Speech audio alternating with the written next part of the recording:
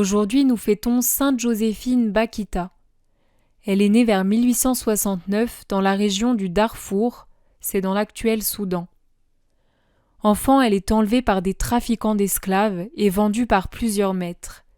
Elle subit de nombreuses violences physiques et morales, marquées notamment par des sévices qui vont lui laisser des cicatrices sur tout son corps. Ne connaissant pas sa date de naissance, ses ravisseurs lui donnent le nom de Bakhita, ce qui signifie la chanceuse.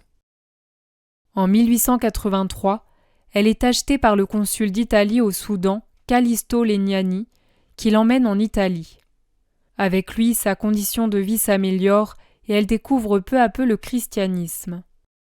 En 1889, elle est confiée aux sœurs canossiennes à Venise.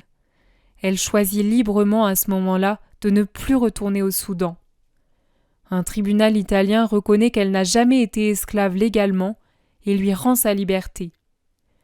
Elle est baptisée en 1890 et prend le nom de Joséphine. Elle entre chez les sœurs canossiennes en 1893 et elle prononce ses vœux en 1896. Dans sa communauté, on l'admire pour son courage, son humilité, son amour et sa patience. Elle aime accomplir les tâches les plus modestes. Elle meurt le 8 février 1947 en Italie et elle est canonisée en 2000 par Jean-Paul II. Sainte Joséphine Bakhita, en ce jour nous te confions toutes les personnes victimes d'enlèvements, de trafics, de réseaux pédocriminels et qui vivent toutes sortes de violences.